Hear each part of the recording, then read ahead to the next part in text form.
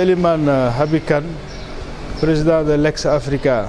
Nous sommes là pour 5 jours dans le département de Saint-Louis, accueillis par le conseil départemental pour 3 activités combinées. La première consiste à faire la restitution d'une étude que nous sommes en train de faire dans le cadre de l'analyse des transferts budgétaires vers les collectivités territoriales et en même temps donc de la traçabilité des revenus générés par le secteur extractif par rapport aux besoins des collectivités territoriales. Ensuite, pendant 3 jours, nous avons formé les acteurs locaux identifiés dans le domaine pour leur donner beaucoup plus d'outils pour mieux comprendre le budget, comment ça fonctionne, la programmation budgétaire et surtout quels sont les outils de participation citoyenne au budget et de contrôle de la transparence aussi. Et sur le suivi des obligations légales et contractuelles. Ensuite, le dernier jour est consacré à une réunion du conseil, du cadre de concertation, qui est un cadre qui existe déjà au niveau du département de Tivaouane, mais que nous allons alimenter par ce mécanisme d'analyse et de suivi budgétaire au niveau territorial. Donc ce travail, nous le faisons dans un consortium que l'Ex-Africa partage avec l'Union des radios et associations communautaires, l'URAC. Et nous sommes appuyés, accompagnés par l'USAID parce que cette activité s'insère dans le cadre du programme Appui à la gestion des finances publiques que l'USAID mène au Sénégal avec l'État du Sénégal.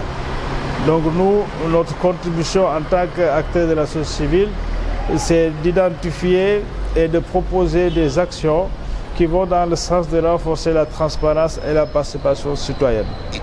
Voilà. Pour la région de Saint-Louis, il y a une particularité avec l'exploitation du gaz. Je vous cite vraiment de dire les collectivités locales surtout du département pour vraiment s'appuyer pour réellement et convenablement de cette. C'est vrai.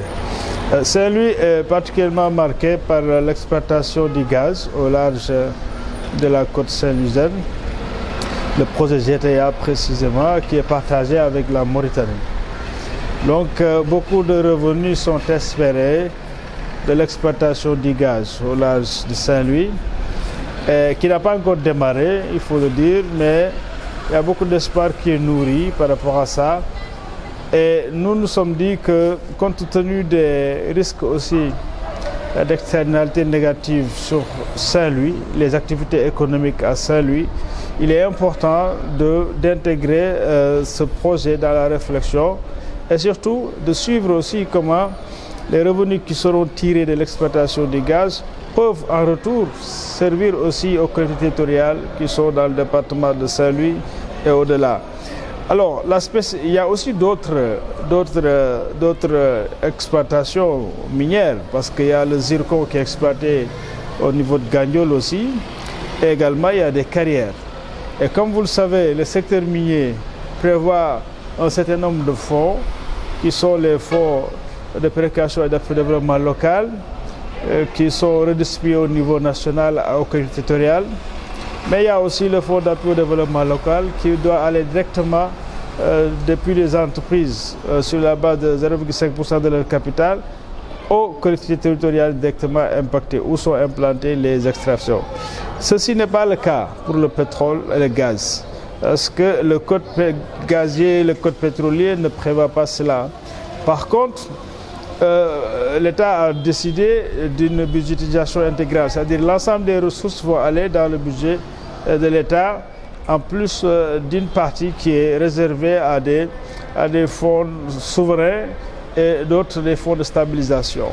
Mais 90% va au budget de l'État et donc la redistribution va se faire sur la base des orientations du budget.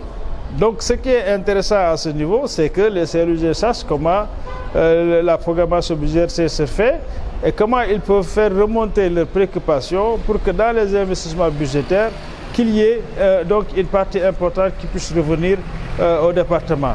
Mais au-delà de ça, il est important aussi que les communautés territoriales ou bien les acteurs locaux, que ce soit les organisations citoyennes, etc., puissent mener des activités de plaidoyer pour pouvoir aussi avoir d'autres types de fonds directs qui peuvent provenir des entreprises qui exploitent le gaz, par exemple, vers le communauté territoriale.